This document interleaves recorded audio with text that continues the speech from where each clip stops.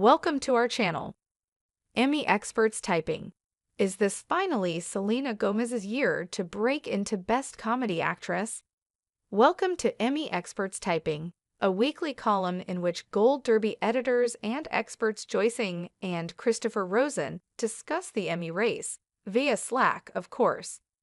This week, we discuss the top-heavy Best Comedy Actress category. Christopher Rosen. Hello, Joyce. We're back to type about comedy, and not the comedy of seeing Tom Ripley try to dodge a runaway motorboat. I'm typing about real comedy, like The Bear. Well, maybe not just The Bear, since that's all but assured of winning multiple Emmy Awards in September in a rerun of the 2023-24 Emmys we just saw in January. But let's start there, because while we agree with the consensus that the series, Jeremy Allen White and Eben Moss-Bachrach should all repeat as Emmy winners this year, we're both against the current tide in the Best Comedy Actress race. Most experts and users predict Ayo Edebiri will win there for Season 2 after upgrading from Best Comedy Supporting Actress, which she won for Season 1. I could see it, obviously, but I'm holding out for a hero named Jean Smart. The two-time Best Comedy Actress winner is back again with Hacks, and while absence should make the heart grow fonder, it feels like the opposite is true when it comes to these predictions. Yes, the Academy has said yes, chef, to The Bear, and not even the final season of Ted Lasso could stop its ascendance. But Hacks only missed one cycle, and the show hasn't lost a step, at least based on the 2 episodes I've gotten to see, the same ones that premiered at SXFDU.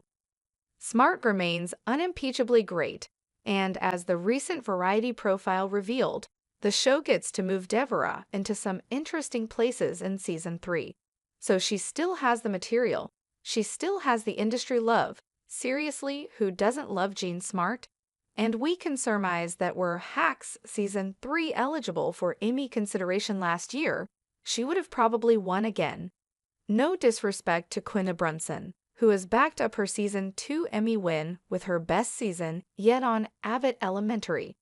I guess I don't really see a reason to put Edebiri into first place yet, a statement that could surely change once The Bear Season 3 drops in June, since if she has some great arc in those episodes, it's likely that would impact her candidacy for Season 2, even if she won't win an Emmy for Season 3 until 2025.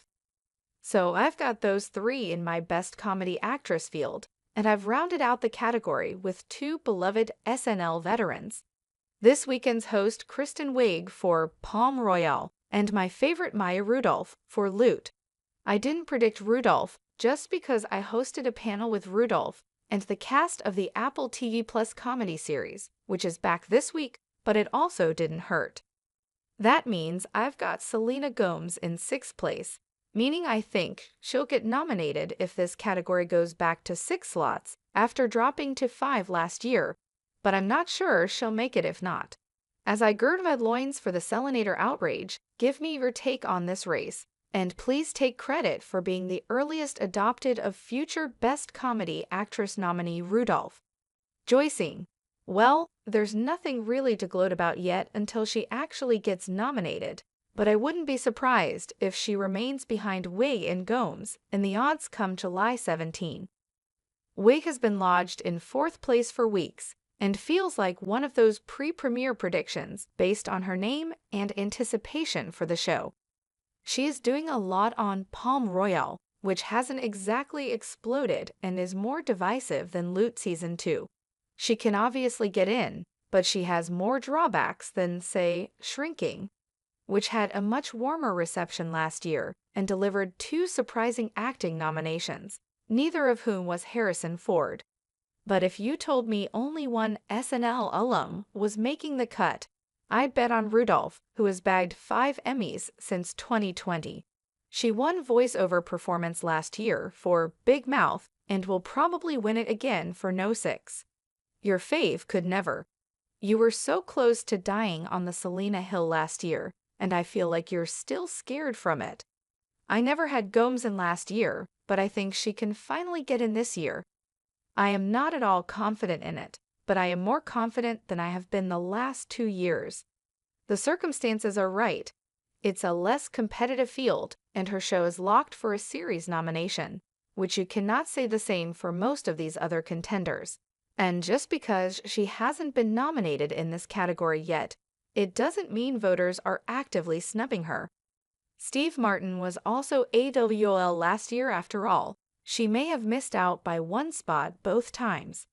Gomez could mimic Mandy Moore, someone who was also discounted after back-to-back snubs, but surprisingly made it in for season 3 of This Is Us after her category emptied out. Gomez feels like one of those contenders whose chances are reliant on the strength of the field, and this field is top-heavy with the big 3. If it remains a field of 5, 2 open spots is not a lot. Moore got nominated in a field of 7 due to a tie in 2019, a year before the Emmys adopted the proportional rule, but she could have an edge on the strength of her show alone. You had Devery Jacobs once upon a time.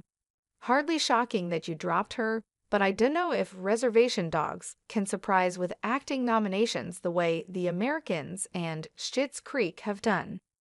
We both have it making series for the first time for its 3rd and final season, but I can see it emulating its FX mate, What We Do in the Shadows, which has struggled to break into acting despite multiple series noms. One more thing I will say about Gomez.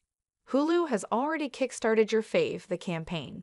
The Trio plus Meryl Streep did an FOIC panel last month hosted by Jane Lynch.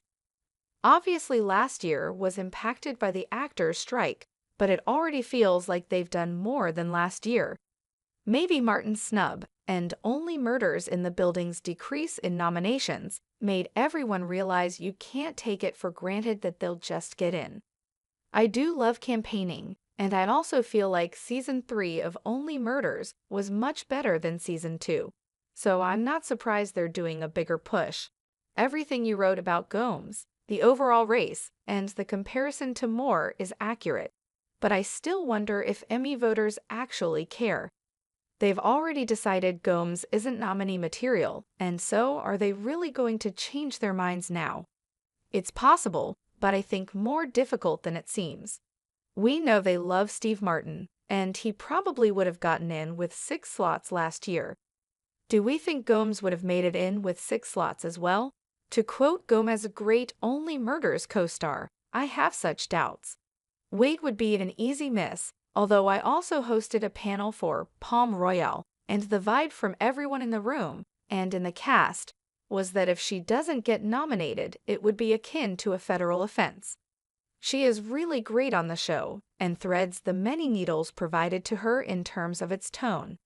But it's also a new show, and we know she isn't as beloved by the Academy as Rudolph. Jacobs could certainly get in here, and I could see both her and DeFaro Woon A-Tai landing among the acting nominees if your boy John Landgraf makes good on his Reservation Dogs promise. But allow me to throw out one underdog beyond the obvious, Renee Elise Goldsberry for Girls 5 Eva.